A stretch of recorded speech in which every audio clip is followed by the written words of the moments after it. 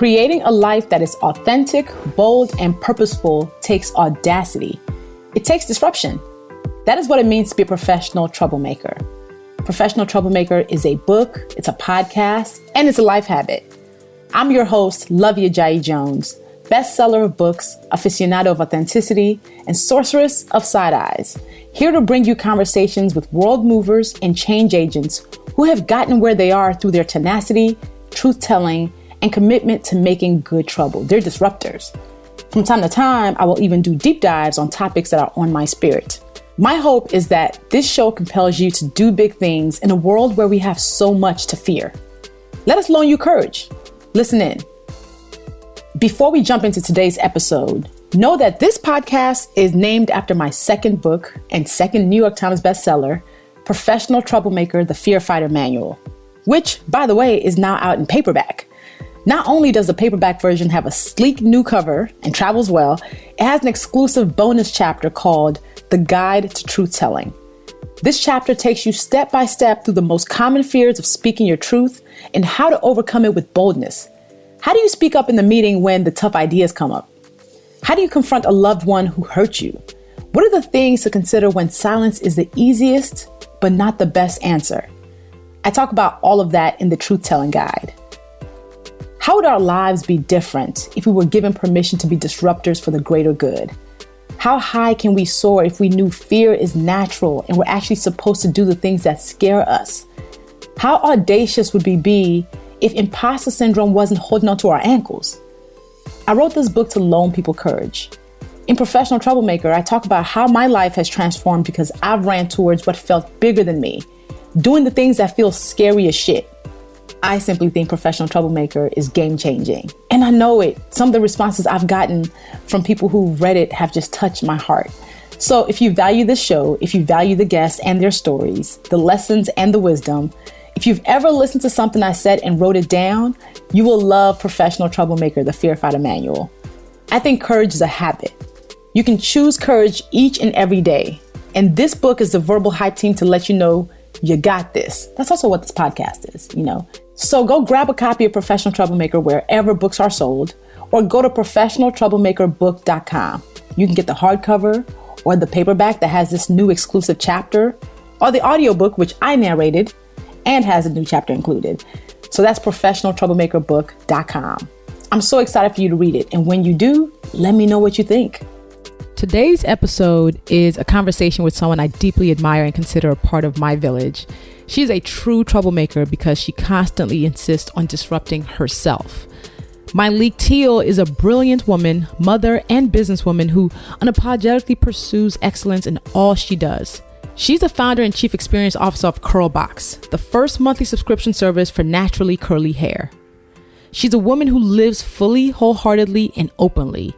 She was also the second guest I ever had on this podcast. And I was the first guest she ever had on hers. When I was writing Professional Troublemaker, I gave Myleik sneak peeks into some of the chapters. And I remember the first time she read part of it, she video called me and was like, "Lovey, this is the book. This is one of those nightstand staples. Wow, this is so good." And y'all, let me tell you something right now. Coming from her, that means the world, because the one thing Myleik Teele is not going to do is bullshit you. When it was time for me to choose conversation partners for the tour, I knew I wanted her to be one of the conversation partners I had for my book tour, because how she thinks, how she processes, and how she is such a beacon of healing let me know that we would have a deeply impactful conversation. We always do, whether people are listening or not. And man, listen, it was everything. We had 1,400 people show up live for this conversation during the Professional Troublemaker book tour. So I wanted to run it back here. In this conversation, Myleik and I get into the ever-shifting nature of imposter syndrome and how we need to give ourselves grace through it all. We go deep on talking about how important it is for women to talk openly about making money and unapologetically building wealth. She and I always talk about money freely, and it's such a gift. And we talk about how critical our friendships are and how her and I deeply connected years ago and built this friendship that I consider a sacred ground. Not only is Myleik a woman who knows what she wants and isn't afraid to go after it, she shows up for me without question whenever I ask, and I hope I do the same for her. So let's get into it. It's good.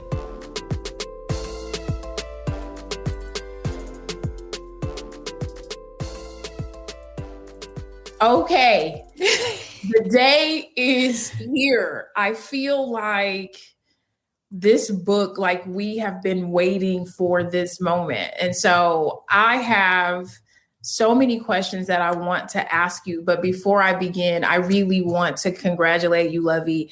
I have not been able to stop calling you, texting you, just calling you and just dropping my jaw, just like FaceTime, like,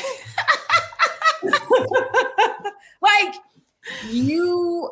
What I want people to know about you before we get into this book is that I know how, I don't want to say difficult, but challenging it was to get to a place to write this book. Mm-hmm. I know how vulnerable you were in this book, because when you sent it to me over the summer, and you were like, okay, I need you to read these chapters. And I'm like, okay, yeah, I'm gonna read the chapters. Like, I need you to read the chapters. I'm like, can I do it tomorrow? You're like, I need you to do it today. And so I went upstairs, like I sat big and pregnant, and I read these few chapters, and I had to FaceTime me, and I was like, this is the book. You did. You did. I said, oh, honey. You called me. You called me on some like. I don't think you know what you did. And I think, I have a few chapters that I think, knowing that I have some people that follow me, stuff that I think that we want to know. Yeah. But I just want to congratulate you on walking down this goal. And people do not become 2-time best-selling authors, New York Times best-selling authors. You set the goal and then you walked that bitch down. Like, I watched you walk it down day by day, hour by hour, minute by minute. I'm telling you guys that you couldn't call her and she was not working on this. I mean, it was championship. This is championship material. Okay. This is not all on the field. This is like, I just don't know anybody who works as hard as you do. And any and everything you get is earned and deserved. And so I'm here to celebrate you tonight as your friend. I'm here to talk about this book. I'm here to kiki a little bit. Let's do it. All of it. So I am going to ask you, why was it so you had the first book, you hit the New York Times bestsellers list, and then it seems that you just kind of like went quiet. Like, mm-hmm. Your blog wasn't getting updated. You kind of were like tiptoeing on Twitter. Mm-hmm. It almost like, how did you get here? How did you get here? Because it seemed like this wasn't going to happen. You would continuously call me about writing a book. I'm like, sis, you're the one that writes books. Like, where's your book? Man, how did I get here? How did you gain your voice? And I don't know if people know, if you want to just tell them a little bit about like kind of what happened, because what I want people to know about the Fear Fighter Manual, because I can ask you, how did you come up with the title? But I think people don't know that this is for you. Yes. As much as this for everyone else, yes. This is for you. Yes. No, that's a great way to start. Like, yes. Chapter 7 of this book is called Fail Loudly. And it is one of the chapters that I sent Myleik to read in the summertime, because it was the hardest chapter for me to write. And it was a chapter that made me most nervous. And that's because that chapter chronicles my biggest public fail. And it was important for me to put it in the book, because in being a professional troublemaker, I'm not telling people that like everything goes well all the time and rah and everybody will love you. No, there will be arrows that are shot at you. And in that process, I lost my voice a bit, because trending on Twitter traumatized me. Yeah. Trending on Twitter, seeing my name on the top 10 trending topics on Twitter had me in therapy. And my late therapist was like, you're exhibiting symptoms of PTSD. You lost weight. You're already like a pound. I had no weight to lose. Okay. And I lost 8 pounds. Yeah. And I think for me, it kind of like took my voice for a year. And, my book agent was like, so what's your next book about? And I was like, I don't know. Shit, should I write a next book? I don't know if the world can deal. I don't know if I can deal. I don't know if I even know my voice right now. Yeah. So I didn't. And I kind of like sat in my own bubble where I basically had to rebuild my own confidence right back. Mm-hmm. But I think the what happened in that year of me kind of moving lightly and tap dancing a little bit around my own voice and my own platform and my purpose is that like that year gave me the ability to step back, be in my feelings for a bit, revel in my feelings. And then when I came back, I had words built up. It was like a year of not writing led to me being like, let me write 5,000 words in 20 minutes because I had stacked up all this stuff. Like it was coming out of me, and it really kind of reinforced my purpose, which is I'm supposed to be using my words to touch people, to make them think critically, to make them feel joy, to compel them to take action that will leave this world better than they found it. And this book is what ended up being the new manifesto for me in terms of lessons I've learned along the way, things that I know to be true, things that I have to keep telling myself, because if another trending topic moment happens, I can't fall off my square for a year, right? I can't be knocked off in a year. Yeah. I can't. So I'm like, I have to really kind of double down on myself. And the lesson that I learned that year was ultimately like, you didn't necessarily change. What you said wasn't terrible. What changed was also how people react to you, because now you are no longer, you're no longer David, you're Goliath. Like you are now the person who is not the underdog, which means you have to move different, a little bit different. But I think this book was such a gift in that when I got clarity about it, it was probably 3 months after Toni Morrison's death. It was 3 months after Toni Morrison's death is what really convicted me, because I was like, yo, like the writer is no longer here. And one of her words is like, in times of crises, artists go to work. Artists do their best work. So you don't hide in crisis. You actually now pour that into something great. And I was like, duly noted. Yeah. I hear you. I affirm that. And I went to work. You hit it. I love that chapter. For those of you who haven't read the book, I'm one of those, because I didn't get it in order, I haven't read the book in order. And so there are some things because I get greedy, because then I was like, she didn't realize she sent me, I think, the table of contents. And I was like, so can I get a couple more chapters? This one is hitting. So one of the chapters that I really want to talk to you about is chapter 5, Trust Who You Are, where you just do a really beautiful job of highlighting and discussing imposter syndrome. And so many people that are in my community really, they write me about it. And so you say imposter syndrome is the cousin of fear. Both are boundless bastards. So 78, you guys, is where I am, is that she says, we let the voices in our heads spin tales of inadequacy and we believe them. And then I'm going to jump down, and she says, imposter syndrome tells us that we need to be perfect. Otherwise, we are failing. We need to realize that perfection is the enemy of progress, and it does not exist. If you're constantly striving for perfection, you'll be so afraid of failing that you won't create that thing because you'll think it's not good enough. So then you don't let it into the world. Then nobody gets the value of your work because we never see it, because you're too busy constantly trying to perfect it. And then I jump over a page and it says imposter syndrome tells us that everyone is better than us because they seem to be further ahead or have their shit together more than we do.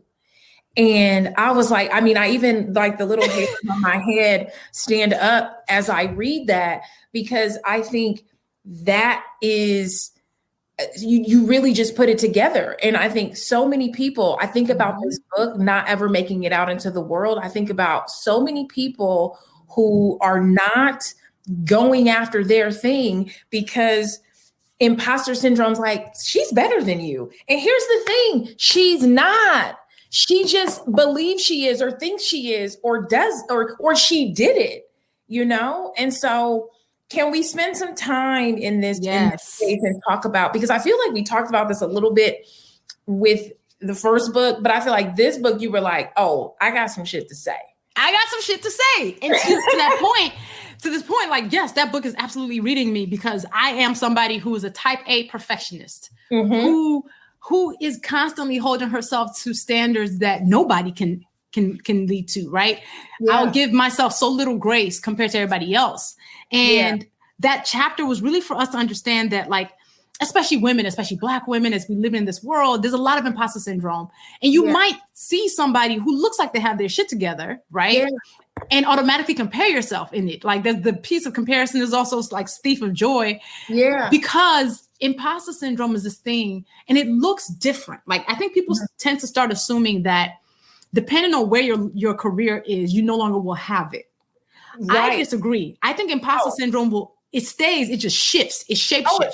It's going to follow you everywhere. It's going to follow you, but it'll start looking different. So first you're like, I don't know if I belong in the room. Yeah. Then you go, I know I belong in the room, but I'm going to make sure I overwork to earn my way while I'm already there. Right. Yeah. Then it becomes, I got to make sure I got to overprove. That is a piece of imposter syndrome because you already made it in the room. You can rest, take a deep breath. And it's a reminder to me because I don't take a deep breath. I don't. I'd be like, when they invite me on a panel that I really feel like I don't belong on, I'd be like, oh, I got to shine. I got to stunt. Like I got to say I got to drop the most important jewel to prove that I belong to be here. Right. And that's a form. That's something that we do. And then the perfectionism of it all of us do this where there's something you want to create. There's something, whether it's a person, whether it's a business, whether it is a title, and you will sit on it and say, no, it's not right yet. It's not ready yet. It's not ready yet. The imposter syndrome for me, how imposter syndrome shows up now is not that I don't think I belong in the room. I'll think I'm not ready for that thing, that opportunity. I'm not ready for it. Right. And I'll be like, you know what? I just need more practice or I need more credentials or I need more time. Then I'll be ready. But what happens in those moments is you will never consider yourself ready for that thing because it was already too big. In 2 years, you'll find something else that is now like, I'm not ready for it. So I'm not ready. And there are times where you might not be ready. Sure. Like if you are really like, you know what? I'm supposed to run a marathon. I have not run a 5K. Sure. Or do surgery on humans. Take your time. Take your time. Sure. You're not ready for that. Right. But like, I know somebody who was given a promotion and a week later went back and declined it. Went back and declined it because she didn't think she was ready. Like, can you even, but think about it. That's the straw moment. How many times in our lives have we said no because imposter syndrome had us thinking we were not ready. We're not good enough. We're not prepared. We don't have the shit together like everybody else. Yeah. Everybody who has their shit together don't have their shit together. They just make it at all. I like when you said on here, page 80, it's like you remind yourself, I am not the best. And I think that's the thing that people have to remember is that you don't have to be the best. Like me and my friend have a joke about like in business, like, you know, there's these rankings, there's these business rankings that come out in retail. And guess what? Number 65 is still $1 million business. You don't have to be the best. You can be 65th and still hit a mill, 65th and do whatever. You don't have to be the top. You don't have to be the best. Let me tell y'all something right now. So I hit the New York Times bestselling list at number 3 last week. Woo! I didn't even make the list this week. Do you know why? Do you know why? So besides the fact that my category is a cluster, okay? Right. We have cookbooks in there, kids books in there, advice books in there. Any book that does not fit into what they think the other categories are is falling under there. And they have the fewest number of books possible. So every other category has 15. This number has 10. Oh, so you can't even come in at like 13 or 12. You can't. So my goal was hit the Times list launch week because it's going to be a cluster after that. There's so many books coming out. Yeah. I hit number 3. And let me tell you, that is just as much of a win as if it was number 1 for me because I did not have to be the best because the fact that I even got on that list is a victory. It is a major victory. So it doesn't take away. So my agent called me today and was like, the list just came out. You know, the book was not on it. I was like, understood. We did what we had to do though. We are on the list now. Right. We only had to hit it 1 week to be New York Times bestseller. That's it. I'm not going to sit up here and beat myself up that the book is not on it but week 2 because the person who's number 4 probably sold 40,000 copies this last week. Wow. That's crazy. So that's a lot. That's a lot. So we also have to make sure that as we're running around and even competing, even when we get to whatever looks like a top thing, you still have to give yourself grace and realize that you don't have to be the best because the competition is arbitrary. Yeah. Yeah. Completely arbitrary. Got it. I'm gonna, because I know you and I can do this all day and all night. I'm hitting over to chapter 8. Like I said, I'm going through this book for my crew, and this chapter 8 is Ask for More. And I was reading this, and I feel like one of the gifts that you've given me in my friendship, and I was on my IG live telling people a little bit about our friendship. Our friendship is what I have referred to as a crockpot friendship. I met you, I think, over 10 years ago here in Atlanta. Yep. You were here with Patrice with it was like a hair blogger thing. And I remember being like, so what are you, like where do you fit in? And you were like, yeah, telling me about how you're blogging. It was all about beauty at the time. And I wasn't doing beauty. No, you weren't. And I was really concerned of like, how she's very confident, but I don't know where she's going to make it. And over time, we kept in touch. I even was looking through some old messages. I was trying to find like, when did our friendship really pick up? And I think it was like 2014, you like Facebooked me. But something that I have really learned from you is asking for more. And I didn't really think that I struggled in that area. It's like, I'm doing pretty good for myself, but I remember like just being around you. And in the book, you talk about like, not asking for that help, but you are not afraid to ask for that coin. Like you are not. And I remember being with you, running into you, you pulled up, you were telling me something, you were like, yeah, and I told them that my fee was this. And I remember being like, God damn, she's asking for a salary? Like, and I was just blown away because I was like, oh my God, I would never have the guts to do that.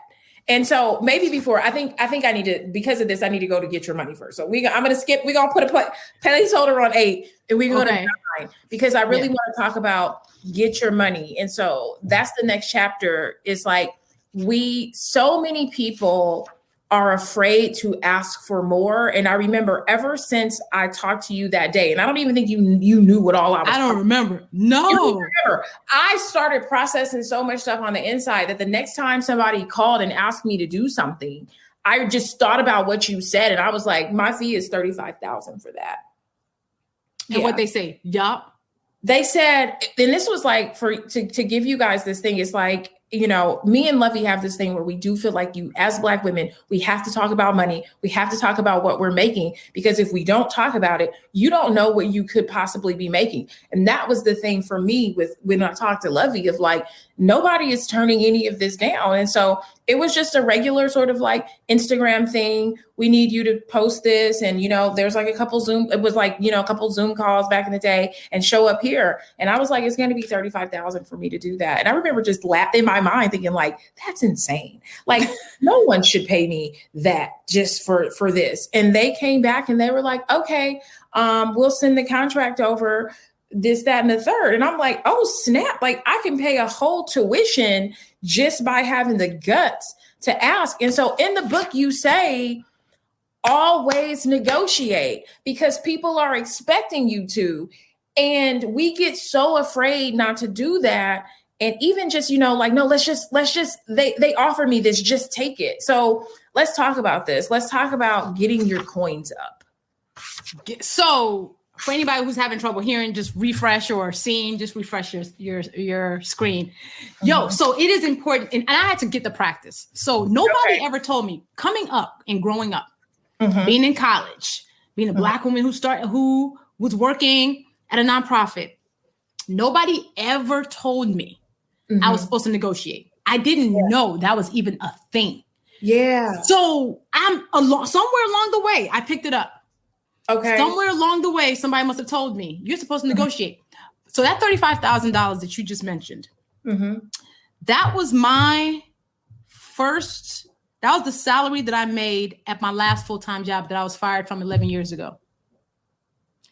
So 11 years ago, my salary was $35,000 to be a marketing coordinator at a nonprofit. That was what they offered me. I found the offer letter 2 weeks ago. Okay. I said yes instantly. Okay. $35,000. You just got that for Instagram campaign. Like, yeah. When we, first of all, I want people to stop acting like money can only be talked about by men. I want women to be allowed to talk openly about making money, wanting to build wealth, wanting to make. I want you to add extra zeros to the check. Yeah. And I don't know when it happened, but I stopped giving a damn about what people's shock will be about my sticker price, right? Boom. I stopped caring somewhere. So that day when you and I must have had that conversation, because I got to the point where I realized that blogosphere, for example, is a cluster, because all these bloggers doing the exact same thing with similar traffic and similar content. Somebody's getting paid $500 for one campaign. Somebody else is getting paid $15,000 for the same thing. Yeah. And what happens is it's because we're all quiet about how much we're making. So we can't even compare numbers. So you know what happens? The system wins when none of us know what the benchmark is. I started being like, here's the thing. I'm going to get my money whether or not you know how much money I'm getting. Yeah. It's not going to hit my pocket to tell me how much I make if my friends know exactly how much I made for that campaign, because now we can actually share notes. I can be like, nah, they paid me double that. Go ask for more because they got it. I know they got it. And you come back and say, yes, they actually said yes. So that silence, I want us to normalize talking numbers with each other. We got to do it, because when we don't, we get cheated. Then you end up finding out, wow, somebody else got paid $10,000 for that and I only got $1,000. Yeah. You had no way of knowing. And I'm like, I'll call up anybody in the crew and be like, yo, they want me to do this thing. This is how much budget they got. The person will be like, yeah, that makes sense. That's how much I got around the same time. Yeah. Okay. Yeah. Or they'll say, nah, fam, I don't ask for this particular budget. I know they got it. And every time somebody gives me that insider information, I get more money, which means they get more money next time. Here's why I want people to get, there's a selfish reason that I have. Okay. For people asking for more money. Mm-hmm. I need you to start asking for more money, a lot more money. So when they see me show up and I ask for a shit ton of money, they're not so shocked. I need us to normalize being expensive. I need Black women to normalize being luxurious. I'm not going to be the person who is cheapest as a keynote. You're going to have to come out with a lot of money for me to keynote your conference. So I will never put the value of my work on how cheap I am, because that's not it. I will not be the cheapest person. In fact, I'm probably going to be more expensive. And I think I realized I was a major speaker when I was at a conference where I was the only Black woman. And I think I was the keynote and I got paid the most. Like, here's this conference with these white dudes. And I, of course, was the person who walked away most memorable. Yeah. But it's not just that I'm expensive. It's that when I walk in the room, I will give you the value so that you almost feel like I gave you a deal. That check you wrote me, you're going to be like, damn, she's worth even more than that. And that's what I want people to know about this, because there is the other side of being expensive, but then not giving that value. And so we always want to make sure that let's talk about that part. No, let's talk about that part, Myleik. Let's talk about that part. Even though, so for that campaign, that the crazy thing was, so I'll just be transparent with you guys. The reason why I asked, they came in and they asked me if I would do it for $20,000, which sounds like a lot of money. No one has ever offered me $20,000 to do anything so simple in my life. But my thing is that I thought about what Luvvie said. Nobody's ever hitting you with their best offer. They're not. And something that my realtor said to me, because I got an offer on my house, and I was just like, I'll take it. And he was like, they're expecting you to push back. And I'm like shaking in my boots. But I think I knew that if I ask for more, I am going to bring my A game, and I brought it. I show up on time to everything I say I'm going to do. I do more than than is asked of me. And I did want them to feel like I did all the press and media and everything, is that you have to bring your game. And so talk to me, because you and I are constantly talking about, and I turned my text off. I don't know why the heck it's still going. We've experienced this. We have hired all kinds of people to do all kinds of things. And I think a lot of us in our group just call each other and be like, girl, we do. Like the resume said they did this, and this, but they don't really do that. So yes. So that whole, in this conversation, let us add nuance in it. Yes. If you are going to say, I am a premium service provider, I am expensive, I am luxury, I need you to show up with luxury product, service, and value. Do not be out here in these streets and say, Lovey told me to charge more. If you are being raggedy in these streets, you cannot show up after asking somebody to write you all these zeros and then be janky. But a lot of people are doing it because right now, all they're hearing is charge more. They're not hearing be worth what you just said you are charging. Let me tell you, it is the biggest pet peeve that I have. When people say, I'm going to cost this much, and I say, no problem. Here, I will pay you what you're worth, Black woman. And then you show up and give me trash. And I'm just like, what did I pay you for? I have no problem paying. You know, a lot of times, especially for us, and we've talked about this, Myleik, where we're like, people don't tend to take us as seriously as CEOs and as bosses and people who own our own businesses. So we've also seen this a lot where people will be like, I am this person, I can do this, and I'm charging. And here's what I don't do. I do not ever negotiate people down. No. If you come to me and you're like, this is my service, and you tell me this is my fee, I will say, okay, here's a check, here's a deposit, or I respect it. It's not in my budget currently, but thank you for letting me know. I will never say, come on, man, give it to me for cheaper. Because I'm not going to make you self-sacrifice and feel like you're giving me a discount. So now you got to give me shoddy products. No. I will pay you what you asked for. But when I pay you what you asked for, and when somebody pays you what you asked for, show up and over deliver. Let it be where they know that money went somewhere and they would do it again. There are people who I pay premium to who I'm like, I will hire you over and over again. And there's some people who I'm just like, never in the history of life. So if there's one thing you take away from this, if you're going to be expensive, I need you to give expensive value in product and service. Okay? Because come on. And if you don't know how to do that, I need you to find out. I need you to find out, because I think that we have far too many conversations. You know, when I do the retreat and somebody stood up and they were like, you know, Myleik, you do so much for everyone. What can we do for you? What can we do for you? I said, you know what you can do for me? When you sign up to serve a Black woman, be it she's your boss or she's your client, bring your A game. Do not come bringing your baggage, your bullshit. Don't get too comfortable. It's like, bring that level of service all the time. And that's what you can always do, because he's not doing it for me. Do it for yourself, you know? And so that's like you said, the nuance, because I remember years ago, you were on Instagram or Twitter or something saying, you know, you taking a nap, you know, I got to get my rest. And everybody was like, yes, let her get in her rest. I'm like, y'all don't know what she does in the hours that she's up. So she takes a nap, but when she's up, the girl is gone. So let's, you know, there's a lot of napping, but there's, you know, 5 times as much working. So that's what I'm saying. Yes. So we're gonna get our money and we're gonna be good for it.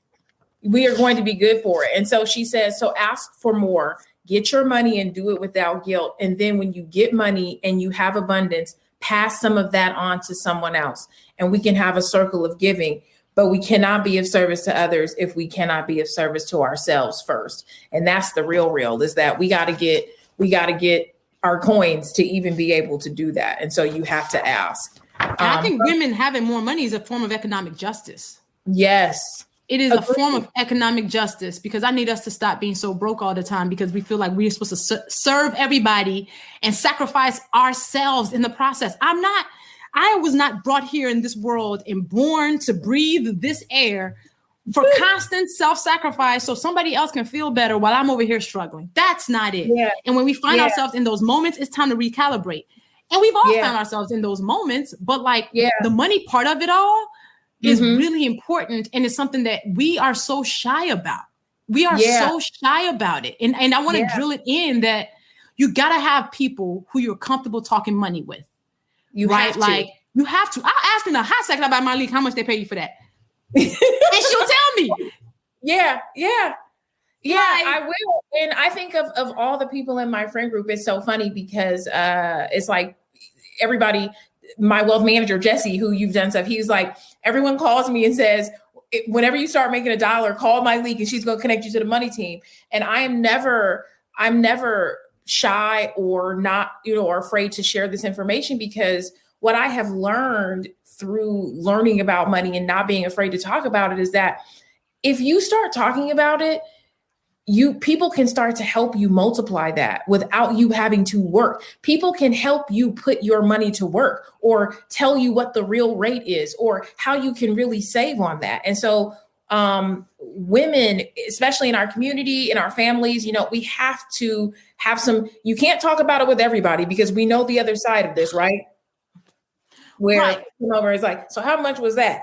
And how much is that? It's like, I don't know how much it was. But that's a discernment piece, right? That's like having the right community that you can actually drop this stuff in. I'm not saying going around telling everybody what your pricing is and how much you made and everything. And there's a big trend right now. On Instagram right now too. That's huge. It's a big trend. Everybody's like, oh, so just so you know, you can go on Google and find any of those like Shopify, like I made this in a day. And that is a part of the hustle, is that that's the thing that I was like, everybody's a millionaire now. Everybody's a millionaire. And I need people to know that you have to have $1 million like of assets are sitting in the bank. That's yours. It's not like I made $1 million over 6 years. This does not make you a millionaire, but everybody is a millionaire. All the clubhouse gurus are currently millionaires. And I said, if everybody's such a millionaire, how y'all also talking about the stimulus check so often? Like, make it make sense how you're talking. But here's the thing though. This is not to shame people who are not millionaires. This is that we all have to build from somewhere. Yeah. On the way to building, the lies are not productive. They're not. The silence is not productive. It's not. And yes, you need to be able to know the real people to go to ask for this. Yes, the money team, my financial advisor. I was like, Myleik, I need somebody. And Myleik was like, say less. Yeah. Jesse's now and has been for the last 3 years. He doesn't mess around. He don't mess around. Like, I put my money in his trust and he'd be like, all right. I talk to him every 6 months. But I think it's just really important for us to like remove some of the stigma and trauma that's attached to money. Yeah. It is so deep. It's so deep. We just don't talk about it. We don't talk about healthy ways to deal with it. No. And then we all want to like boss up and be like, let me tell you something right now. When you think somebody has money, they don't necessarily have all this money just sitting in their bank account, because the more money you make, the more money you spend. Yeah. Because now you need structure around it. Yeah. You do. It's a part of it. It's like, the more you have, the more you buy, the more it costs to live. So yes. All right, let me interrupt this conversation to talk about CURLBOX. Navigating the hair aisles can be daunting and expensive. So much choice. I have choice fatigue. I'm not sure about you. So what do you spend your money on? Let CURLBOX help. That is what Myleik's company does. CURLBOX is a monthly subscription that finds what works best for your hair and delivers it for half the price. Hand-curated products that help kinky, coily, and curly hair flourish without breaking the bank. All of that for just $25 a month. It is such a win. And first-time users can use the code LUVVIE for 15% off a non-subscription box. So visit curlbox.com and your hair will thank you. I'm skipping around because this brought me to Build a Squad. And I don't think I know anybody like you are the squad builders. I gotta tell y'all this. I gotta tell y'all about this girl. She calls me one day because that's how she is. She calls me and she's like, hey, I'm gonna need you to do something. I'm gonna need you to do something for me. It's gonna be like in a week or two. Okay. I'm gonna just let you know. And me, I know you well enough to know that whatever it is that you ask me to do, you've not asked me to do anything crazy yet. So I don't even ask a question. I just say, yeah, girl, whatever you need me to do, I got it. So she sends, I get this link, I get this email, and it's like, I don't read it because I'm just like, I'm just going to show up. I'm showing up because I'm going to show up for her. Y'all, I get to work and I'm like, let me click on this link Lovey sent me. I'm gonna click on this link. She's doing something. People at the office, what's she doing? She's doing something. I'm pregnant. I don't know. Y'all like get on this Zoom. I get on this Zoom. And it's like, I was like, is that Katie Couric? I was like, I think I saw Khloe Kardashian. I think I saw, who is the honest girl? I was like, and then you saw Diane von Furstenberg. LUVVIE'S. Y'all know how I stand for Cheryl Strait. I was like, Lovey, Ajayi, Jones, you cannot do this to me. She had every famous woman. It was like, how many people were on that call? That call was 75 people at 8 a.m. on a Friday. And I had the Zoom on speaker in my office, and people were like, it was like, hey, it's Katie Couric. And my friend was like, looked around my computer like, what are you doing? And so the way you work a room, the way you connect with people is unfadable. Like, it's magical to watch. I don't know if you guys know this, but I'm really shy. I know people don't believe this, but I get really shy in spaces where, and I'm gonna be full transparent, it's like if I'm not the boss, like if I'm not the person that's like running it, I kind of just like, I get shy. And Lovey like grabs me by my shirt and she's like, this is so-and-so, this is so-and-so. So we need your squad building. We need the masterclass of squad building, because you've helped me. You are my Nigerian friend. I am. You helped me. I said this on my live, and then I'm gonna let you go. I'm gonna let you tell us. But I was like, you helped me to be a better friend because you introduced me to intimacy and friendships. And I think that when I think about fear, I think that I had always been afraid to be close to people or to express my love and care for someone outside of a romantic, way. And it's like, you just don't care. You are just gonna be there, gonna show up, going to be that person. I was telling them, I was like, you and Yvonne FaceTimed me in the hospital, like less than 24 hours after I had Olivia. And I would be too afraid to do that because I would be like, I don't want to bother them. And it's like, you just have this way of showing up. And so we need our masterclass in building the squad. Like, your squad in the book, you guys, it is, she has a Build a Squad chapter. And then I gotta say, this is the other thing. I have done countless calls with Glennon Doyle. So after that, we did a couple more calls with Glennon. And I don't even know who Glennon Doyle is at this point, y'all. I'm just like, oh wow, this lady, she's very energized. She's on point. She's always here. She's running quarterback. And then I read her book and I had to text Levy like, so you're just not gonna tell me that you got me connecting with all these people that I just think so. Here's the thing about the squad building, and honestly, share the mic now for me. Ugh. Affirm to me how good of a connector I am. I didn't know. I didn't realize it ultimately. When you hit me up after the freaking Zoom, it was like, that was everything. I literally, after that first Zoom, the Share the Mic Now Zoom, me, Glennon, and Bose literally called each other like, holy shit. Because it even shocked us. Because here's the thing about Share the Mic Now that people don't realize. It was truly a campaign based in trust. And I didn't realize how much my name carries for people until that campaign, really, truly. Because like you said, like I called you and was like, so we're doing this random campaign. You're going to take over somebody's account. You down? And you was like, yes. Mm-hmm. And then you was like, all right, let me know what I need to know. And you hung up. Everybody who was a part of that campaign did the same thing. Mm-hmm. They asked no questions. They didn't even really know what it was about. We were just like, just show up here. That Zoom link, I don't even know if you remember. We sent it out 12 hours before the Zoom. We sent it at 7 p.m. We said, y'all should get on Zoom at 7 a.m. Yeah. I was thinking assistants was going to jump on. No, you had I wouldn't. Scraggly hair. Let me tell you, nobody's assistants showed up. No, it was everybody. It was Ashley Judd from Europe. She's like, I'm just in Europe, y'all. Deborah Messing showing up. Yes. Tarana was up there. Yaba. And I was like, yo, y'all just came because we said come. Yeah. Just because, and y'all just trusted me because you were like, if Luvvie's in it, it's not going to be raggedy. So I'm just going to come up and find out something. I honestly think the way that I've been able to build multiple networks over the years and deep connections with some are of course deeper than others, is because I'm myself. Like when I'm approaching people, I don't approach them when I walk in a room. So I stopped carrying business cards 7 years ago. Right.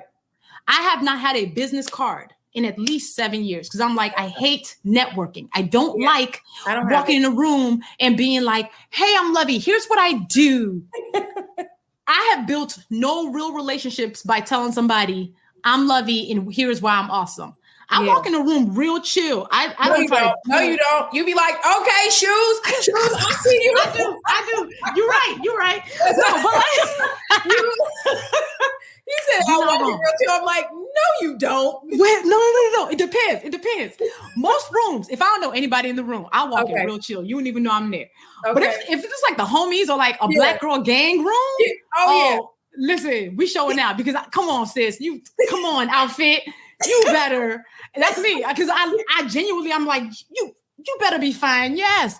I met so many people by complimenting their whole life because I will gas you up here's the thing. I believe in what I'm saying. So I'm not gassing you up for the sake of just because I feel like I'd be like, oh bitch, this shoe's up. I am not shy about letting you know you walked in here and snatched my wing with your outfit, your red lip, the hair. Yes, I thought it makes people feel seen. Retreat, and you were just like, so we just. This what we doing? This what we doing?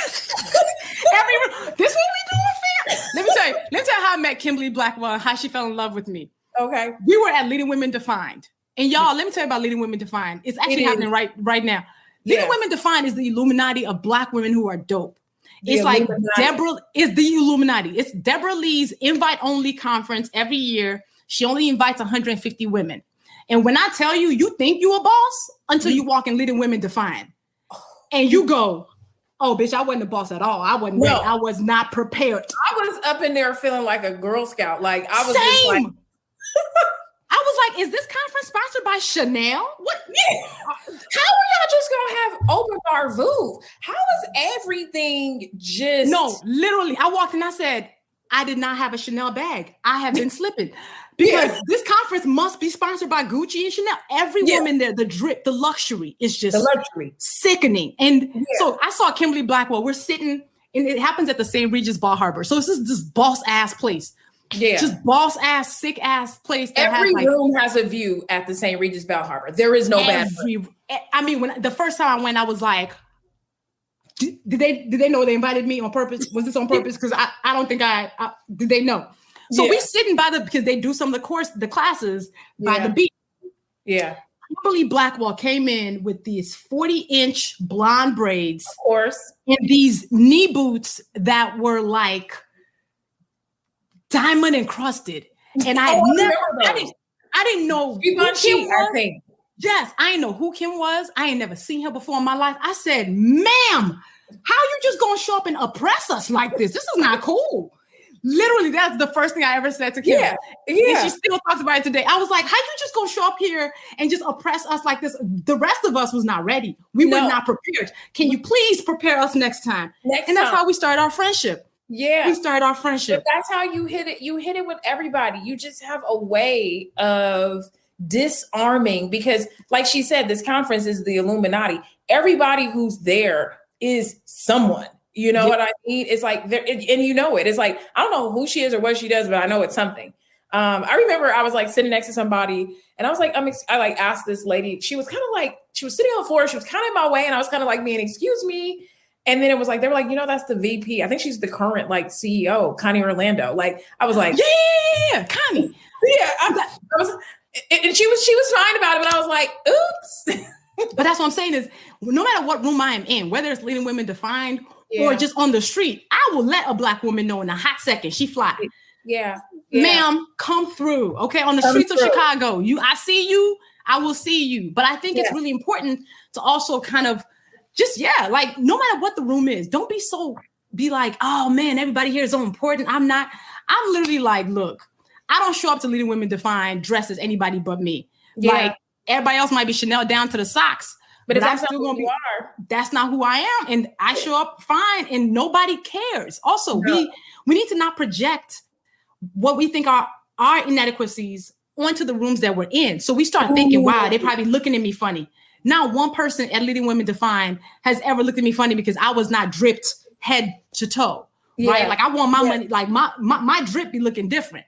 So my drip is different, right? My drip is different. Mine is a little bit more quiet drip. Okay, like I'm like people who pay attention will be like, okay, I see you, fam. I see the jewels. I see the jewels, but it's a quiet drip. But I just think friendship. I think people need to understand that friendship does not ask of you to feel inadequate. No, it doesn't ask for you to feel less than. And whether or not we can buy each other expensive gifts or not, because most of the time I'm not buying people expensive gifts. Most of my friendships, I've never bought people expensive gifts. Sometimes, but shit, actually, no, Myleik, I'll tell you when y'all really actually did shift my life a little bit. Okay. Is this so? Y'all did. It was in the book. Is this you're gonna talk about the thing that's in the book, or was it? I don't know if it's in the book. I know I definitely wrote an essay about it in a different book, though. Okay. I wrote an essay about it in a different book, an anthology that I was just in. But when we talk about friendship and connection and really like these vulnerable relationships that we are able to form, it's the fact that in those rooms, we also don't take ourselves too seriously. Right. We do not take ourselves too seriously. And then we will remove ourselves from the room to just go be with each other. Yeah. So even at Leading Women Defined, we're often missing for 4 hours at a time because we're in somebody's room being like holed up in the room, being like, girl. So, and then what happened? And we were talking about real things. So we're not blown away by the shiny, but people got to see the shiny version of what my friendships look like because of my bachelorette party. Oh yeah. This is in the book.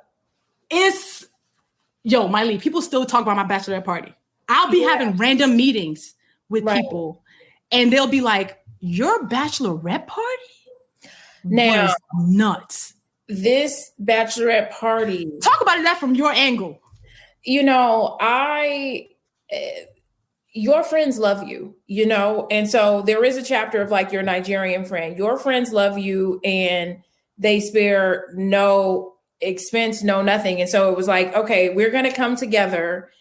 This is what we need, you know, and this is how it's all going to play out. And so you're on stop. You're a third part of the surprise. And I think the other part of it is like, it was just like, oh my God, this is going to be so exciting and so much fun. And I'm so glad that we're going to be able to do this for her. But I'm looking forward to who are LUVVIE'S other close friends. And I sat next to Jess on the plane and Matthews. I was like, you might be the smartest, most brilliant human being that I have ever met in my life. Like, and to be able to sit on a plane but the crazy thing was, I don't think you didn't write about this. So we basically took over the whole first class. We did. All but like 3 or 4 seats. And why did they complain, y'all? Why did they ask us to stop, stop ourselves? But tell me how that made you feel, because I remember like at the table, it was a lot for you. And that's I cried. In chapter 8 about asking for more of like, you're always just this army of one. I can do everything. I put the squad on my back. And I think this was an opportunity for you to see, you don't have to do that. It was a lesson that was reaffirmed to me that I didn't even know I needed. Okay. Because wedding planning was wild. Okay. Like I lost a 17-year friend who emailed me and said, because she wasn't in my Ajayi squad, clearly I should have a good life. I had a longtime friend who I had put on, who told me, good luck. Okay. I hope you find somebody to shoot. He said, I hope you find somebody to shoot your wedding because it ain't going to be me. Oh, bitch. You forgot who I was? Did you forget who I was? And then my photographer the photographer who actually ended up shooting my wedding has now done 5 different shoots for me, including 2 magazine covers. Yeah. and you wanted to flex on me. Yeah. So my feelings were so hurt around that time, around like, because I think this is something about you that I will say is like, you say this in the book that like, you are one of those, I am not like this. She is one of those, I'm gonna give everybody a chance until they absolutely prove themselves otherwise. And I'm like, you look kind of shady. You may not be, but that's on you. Like that's on you. It is not, I just can't run it. I can't run it. And so that is not who I am, but you will, that's you. I try to give people grace. So all my feelings was hurt about all these people acting and showing their asses. Mm-hmm. So I was like deep in my feelings, not even know how deep I was in my feelings. So when y'all like souped up and surprised me with this multi-pronged trip to Anguilla at the Four Seasons Villa for freaking 6 days. And these are not unbusy people. Yes. None of y'all were unbusy. And I was just like, the whole trip shifted my spirit in such a way that I don't think y'all understood. Because one, the way that I was feeling was that I was disposable from those friends who had like basically kind of thrown me aside. So I was feeling disposable, and I was feeling like, you know, what happens when you don't get the energy you put out? Y'all like, it's like the universe told y'all I was feeling like this and was like, I know exactly what's going to fix it. And it wasn't. And I told y'all, I was like, it wasn't even about the fact that it was in Anguilla. It could have been in Cleveland, Ohio. Right.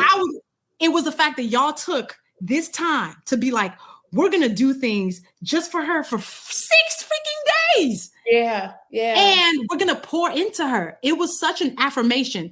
And the other thing that it taught me was that when I ask for more, I don't have to repay it. No. Like, because I'm sitting at the final dinner, because you guys had this freaking custom. They had like a chef come and cook a freaking dinner on the last night. I remember sitting there. You did, come on. It's so nice. And I remember sitting there being like, even if I wanted to repay this, there's no way for me to repay this because there's no amount that can really be attached to it. Right. And it taught me that when we are moving through the world, and yes, we got to always be service-minded, but in the process, know that you're not always supposed to attempt to try to do an eye for an eye for gifts or favors or time or energy. Some things are pure gifts for you to receive, not for you to give some of it back. Yeah. And I'm telling you, that was such a restorative trip for more than one reason. It was such an affirmation of the love that I have, the team that I'm circled with, like the community, like legit community is a verb. And that whole trip was that. Y'all had freaking bathing suits and it was we had photo shoots, broke the internet for a bit. It was a whole thing. I had such a good time. I mean, you have just such a great community of people around you. And so I'm glad that you felt that. And I always was like, Lovey, y'all stay surprising each other. Y'all, it's like I'm like, because Lovey kind of brought me into the friend as an honorary, and I'm like, they gonna surprise each other. Somebody got to do. So I'm like, the way you guys show up for each other. So I was so glad to be able to do that, and I had a good time. I had a blast. It was like we had a good time. We had this, and the weather was perfect. We was in the pool. Perfect. It was everything. The service was incredible. Private pool. I shared a room with Felicia Leatherwood, and I just amazing. Not having been able to catch up with her for a long time. So that was great. I know we have to get to questions. I'm like, we haven't answered any questions. No, I mean, people loving it. Look. Okay. Should we answer some? We should answer some questions. Okay. Because I'm looking at. Okay. There's one question that's related to what we just answered. Okay. So Janice is asking, I really admire your relationship and how you both support each other. Lovey mentions the importance of community in the book. And I wonder what advice you have for building a like-minded tribe in your 40s. 40s, 50s, 20s, don't even matter. I think find the people who speak to your spirit. Like, it's not even, you don't have to think about it too hard. Who are the people who you actually want to hear from? Yeah. And if I can add, and don't be afraid to share that that you like them, or you find them interesting, or you value their opinion. Don't be afraid to call them. Don't get all weird if they don't pick up the call because you really like them, and I think that if you kind of approach your friendships of just like with grace, like give people, time to get back to you, Don't bring your baggage, work on that so that you can have really good friendships. But I like that, finding people that speak to you. And then my addition is like, don't be afraid to have that intimate friendship if that's what you're looking for. Send them flowers if you want to. Send them a gift. Why not? And you know what? You gotta also do that. You know what? Here's let me give you some tactics. It's not even about birthdays. I forget birthdays most of the time. I'd be like, oh damn, my bad. Yeah. Like you can send somebody a token just for the sake of it. Just for the sake of it. Just because you're like, oh, I know they'd like this thing. And it doesn't have to be expensive. Everything is not a trip to Anguilla, right? Yeah. I'll show you. I got this in the mail from Lovey this week. And these are just like some little note cards. And it's just something as simple as like a thank you, and it's like, I was like, oh my God, this is so cute. These little like custom bad bitch cards. Bad bitch cards. I'm like, whoever she is, she kind of looks like me, but she's badder, she's bad. That's you at the retreat. Retreat. Bad bitch cards. Send your friend a bad bitch card. Yeah. Okay. I use a service. One of my friends who was experiencing a lot of grief. She lost her husband. And I was listening to a podcast that she did. And she was like, I have this friend, Myleik. And I was like, I use this thing called Postable. And Postable, you just let people put their information in. I get a a reminder when it's someone's birthday, and I type out a card. And every blue moon, I go through my address book, and I just send people like, hey, I'm thinking of you, or like, I miss you. I want to see your face. I can't wait to hug you. I can't wait to see you again. They cost $3-4. You know what I mean? Everything doesn't have to be a trip to Anguilla or, a $500 bouquet of roses. You don't have to do that. One of my friends, Maddie, who's on here. Okay. Maddie sends me voice notes that I don't always have a chance to get back to her about. She just sent me one 2 days ago. Okay. Maddie's voice notes affirm my whole heart. Oh. Like, my God, you want to talk about if I'm having a shitty day? If I see a Maddie voice note, I'm like, play, please. Like, she is such a, in words of affirmations, my main love language. Yeah. Maddie, when I hit the New York Times bestseller list, Maddie sent me this voice note that I listened to 10 times last week. She was like, we have to redo your Oriki. I was like, and then she like prayed for me. And I was just like, friend, that was the first time I cried. I was like, damn it, Maddie, you made me cry. Yes. Amazing words. And like, you hung on for the whole day. You were trying. I was like, I'm not going to do it. But like, even that is such a major gift that I so appreciate. I literally listened to that thing 4 times. I was like, you better gas me up, friend. Like, you can do these things for your friend, no matter if you have no money or whether you have a lot of money. It's not always about the big gestures. Do the small one. Like, do the small times. I love you, Maddie. I see her in the chat. Hey, boo. Hey, Maddie. That's my boo. Yes. I love Maddie. Period. Maddie's everything. Just everybody needs a friend. Just basically be the friend that you would want to have. That's it. That's what it comes down to. Yeah. Being the friend. Yeah. I've got to be, it's like, it's so hard to be a friend when you have kids. I think especially little ones, it's like, oh my God, I need to get back out into the world so that I want some friends. I miss that. We all need. we were just talking today, like, where's our next vacation? Where are we going? Yes. Is there another question in there? Yep. There's one for you, Myleik. Huh? Myleik, what is holding you back from the book that we are all waiting for you to write? Oh, I love it. It's a setup. Lovey sets everybody up to do this. I would say probably, there are a couple of things of why I haven't written a book. Number one is that, I don't know if you guys know that I have another business that requires damn near every inch of my existence. Even if I don't CURLBOX, even if it looks like it's easy, it's not. And so, it's like, I know that if I sign up, so this is the thing that people don't really know about writing a book. And maybe you can share this, Levy, is that when you write a book, if you get paid to do it, there is an expectation when you get that check and checks is that you will promote it for a year. It's not like just write a book. We're going to pay you to write a book. You have to then work. And I'm just like, I can't right now.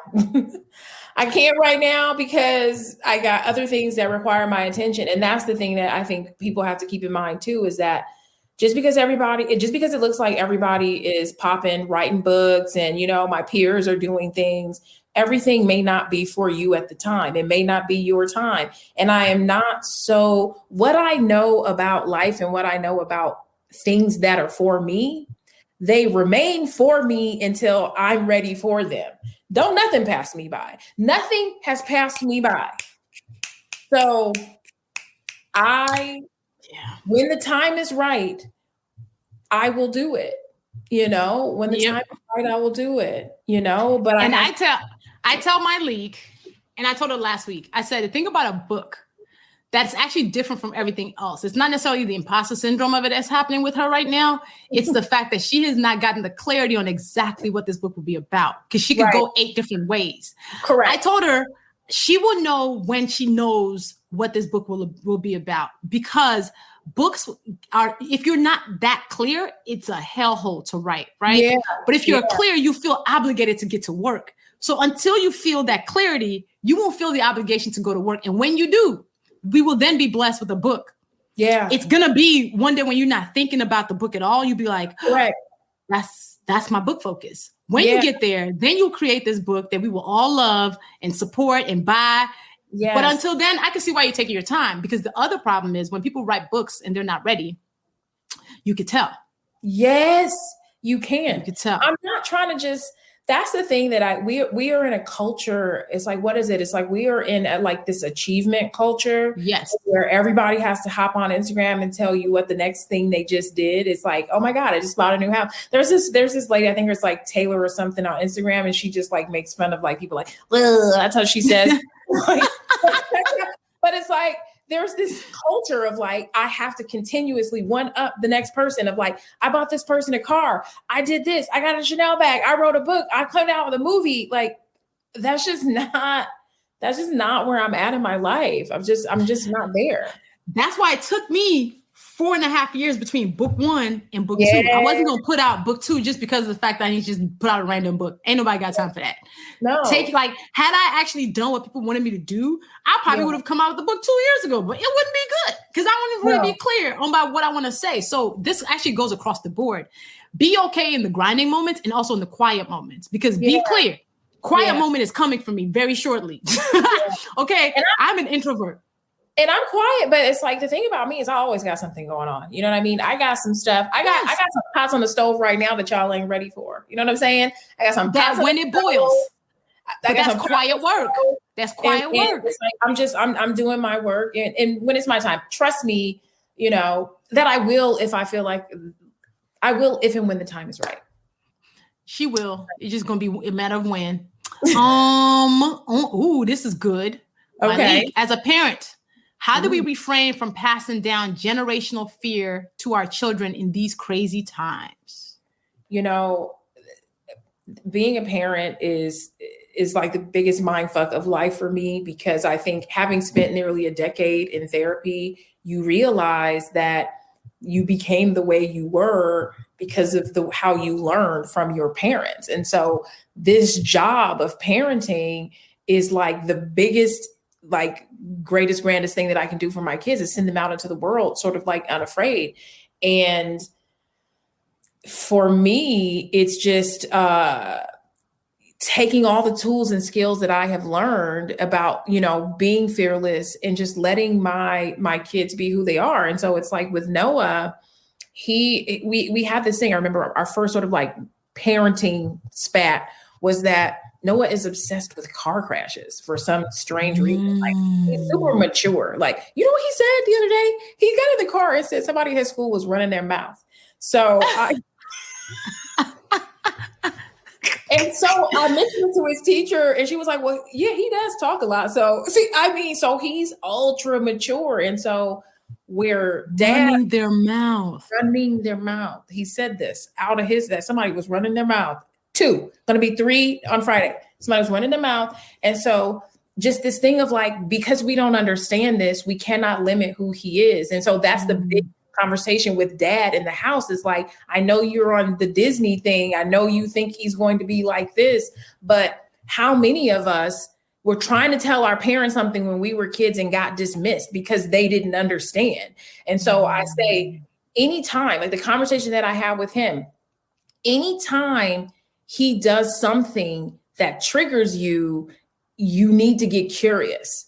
Why does why? And that's really kind of how I am. And so I'm like, I am, y'all, you know, Black mothers all over America, the generation of my moms, they would be very embarrassed of the way that I parent because my kids are wild. They are baby kids. Not baby's kids. Baby's kids, they're free.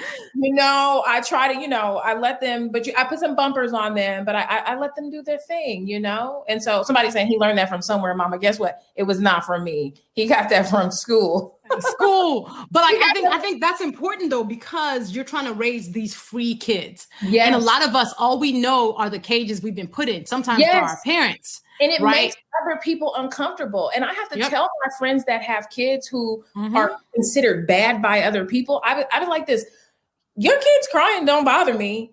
The cutting up, the screaming, it doesn't bother me because they're children. And if they're, you know, most kids that are like ultra well behaved, like, you know, they're not free. So, you know. And then you grow up and realize you haven't been free ever. And one of the things that I know, like I was told, because therapy, amen. Marriage, they said marriage and parenthood triggers your deepest wounds. Ooh. Triggers your deepest wounds. So to your point, being curious about the moments when you feel triggered is important. Figuring out what part of it is actually what's happening, what part of it is you projecting your traumas. And then figuring out, okay, if I recognize my traumas or my triggers, how do I make sure that in those moments that they show up, I don't lose my shit? Right. So relatively in that way, like our fears are really based, they'll show up in how we parent and how we show up as partners or in friendships. I want to say something because somebody in the comments was like, those whiny kids become entitled adults. And that's bullshit. That is not the case. And that's something that we have to stop doing, that because they are children. They don't have they are not little adults. They have not, everything is new to them. So it's like, they don't have the capacity. They don't have the words. They don't have the language. I hate when people say, use your words. They don't have words. They don't have words. You know what I mean? And it's just like, if you don't give these kids the room and the space to do this, what they become are people who I see every single day on Instagram talking about, I just don't know who I am. I can't find my voice. I'm not comfortable. I'm afraid to start a blog. It's like, sis, start the blog. You know why? Because somebody squashed you. They filed you down to the roundest, fucking littlest thing in the world. And now you're afraid to show up in the world because nobody will let you whine. You know, my son, nobody will let you whine. We like, oh my, when he whines, I go, can I try? I want to go. Yeah, I want to whine because some days you just feel like that. How many of us have just felt like whining, crying? Do it, you know? So I really, it's really important to me. And it's like, I know it because I see this, you guys. It's like, you see when everybody's like, you know, I turned out fine. And it's like, most of us. You didn't. You didn't. Actually, you did not. I think I tweeted the other day and I was like, yo, a lot of us who think we turned out fine, we did not. Because, you know, we are who we are in spite of and because of our traumas.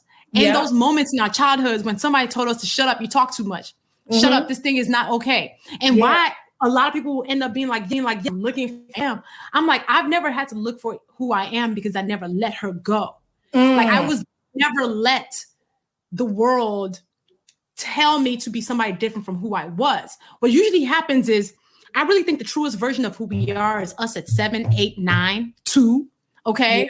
And it's before the world had punched us. It's before all the arrows the world sent our way pierced our spirit.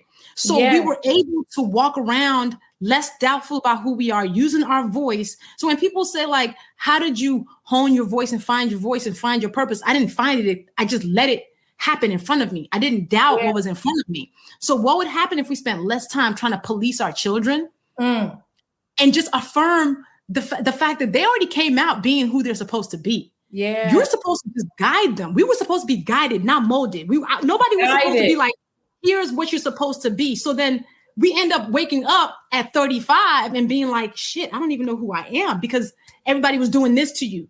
Yeah. And I think that's one of the biggest gifts that my mom gave me and that my family gave me is that like, I was never told to not be this girl.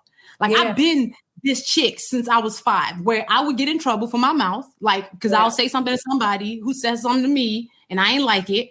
And then I take the punishment and then I'd be like, I feel like that wasn't fair. Somebody owes me an apology. Like, I literally be like, I was cheated. I didn't like what just happened. They came at me first. Wow. But like, I would ask my mom for an apology for when she punished me. Now, you know, other moms would probably punish you for asking for the apology. I think she just laughed me off and was just like, girl, get out of my face. But you were serious. I was serious. Like, she was never like, don't be this girl. Like, stop being this person. So I was like, well, shit, let me keep on being that. So I think we can gift our kids and our friends and the people around us just the gift of just letting them be. Letting them be. He likes to dance. He wants to always dance and not just because it's like, he's a boy that dances. It's like, okay, cool. You want to dance? Let's dance. It's like just everything that you are, just inviting more of that instead of just because it's not something that I would do or that maybe my comfort level. And I think that that's really where it starts. And so that's what y'all ask me. And that's how I feel. And if you follow me, that's what I talk about. So the question, I love the chapter, Fail Loudly. What is the one thing you want to thank the old you for allowing you to grow? So I'll answer first and Myleik, you can answer after that. Yes. Ooh, I think the old me for her full brashness. I thank the old me for giving me permission to be this bold person when she didn't know what it was going to come with it, right? Like, and I think old me led to new me because I'm the refined version of her. So I thank her for letting me be myself. Okay. Old me. Wow. Fell loudly. I think I spent a lot of time, honestly, failing loudly, publicly. We always talk about this, like when you put yourself out there. I could never be as confident, like as crisp as I am, had I not just been wrong as hell. It's like that is sometimes where you need, it's like, and when we are most wrong and we get our biggest lesson, I think is when it's like that invitation to being just a better person, exploring our, things that we may not love, because sometimes that slap in the face is like, oh, snap. I don't really love that. I think you said something like, I'm going to mess up again. I'm not going to be this perfect person, but I hope that I have done enough work personally and publicly that when I misstep again, my intentions, you know what I mean? Yep. And I think that is that thing is that just, you have to. And so many people are so afraid to say the wrong thing, to do the wrong thing, that they end up doing and being nothing. Nothing. And I don't think that's a life that's worth anything. So I think all of that. We will answer one more question, and then Myleik and I are gonna do an after party on IG Live. Yes, y'all can catch on IG Live, and we'll continue the conversation. Let's see. Okay, Myleik, how do you overcome your shyness so people get the gift of your genius in the room? That's a good one. Yeah, I know. That is a good one, because I don't think people don't believe that. And so when I was a little girl, I was so shy that I would like squint my eyes, because I would think that if I couldn't see people, they couldn't see me. And I was, I used to be afraid to do public speaking. And I think anything that makes you that afraid, you need to go after, you know? And that really is what it was, is that it's like, I am going to show up on live as myself. I'm going to continuously put myself out there until I get comfortable. And you realize, like, I used to not like the sound of my voice. I used to not like to see playbacks of myself. And the only way to break that is to do it. And you can say this, like, the way that I started is I would be like, I'm really shy. I can't even believe I'm doing this right now. You know, that's how I used to start things, is like, I'm shaking in my boots right now. You should hear my heart. It's beating. And people will connect with you because half the audience, if not the whole audience, knows exactly how you feel. And I remember in your book, you were talking about how you did the TED Talk, your mic dropped and all this. And it's just like the whole room, just everybody knows it's hard. And nobody's expecting you to get up there and be perfect all the time. If y'all watch my TED Talk, my mic is like this the whole time. You just can't notice, and I don't move my head much because the whole time it was still on the verge of falling. Oh, dear. Yes. So the whole 10 minutes of me doing that TED Talk is also with my mic literally hanging off my ear. Just so y'all know, the next time you watch it, or just if you go watch a freeze frame, you'll notice it. You'll be like, this bitch. but you got to fake it till you make it, right? Yeah. You got to fake it where, like, I think that vulnerability is really important. For Sophia Bush's takeover that I did for Share the Mic Now, I started off with, all right, so for some reason, I'm actually really nervous. I didn't read any of her DMs because that was like implicit place not to touch. The day after, she comes back and she says, you got so many responses to that frame. She said even her mom was like, oh my God, Lovey, you're doing amazing. So I think bring your shyness and admit it. Yes. Use that as a superpower and say, I'm really shy, right? I'm really shy. I'm not comfortable, but I'm here anyway. And I think people always love the vulnerability that comes with you being authentic. So your shyness, wear it as a badge and say, so this is weird for me. I'm walking up to somebody new that I don't know, and it makes me nervous, but hi, my name is. And you will be so endearing to that person. The person's going to be like, oh my God, it's so good to meet you. I was also nervous. Yes. So I still get shy in some places. I'm not as shy at all as I used to be. I'll jump up and do anything. But I still have my moments. So yes, this was so fun. I had such a good time. Myleik, these questions was bomb. Like I was reading the comments. Everybody was getting their life.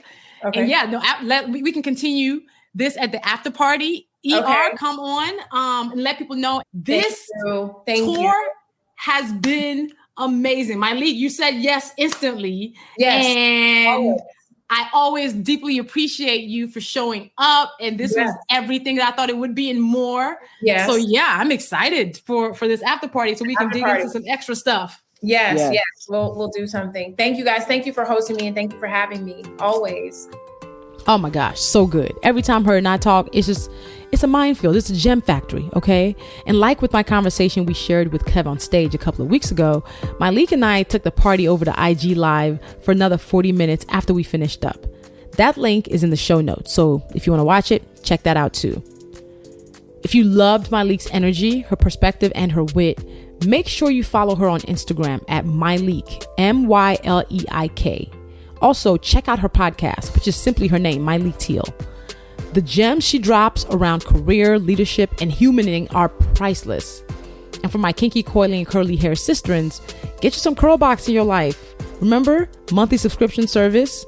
Use LUVVIE, the code LUVVIE, and get 15% off a non-subscription box. So that's CURLBOX.com. Support Myleik's work. So thank you for tuning in to another episode of the Professional Troublemaker podcast. If you love what you heard, I have 3 asks of you.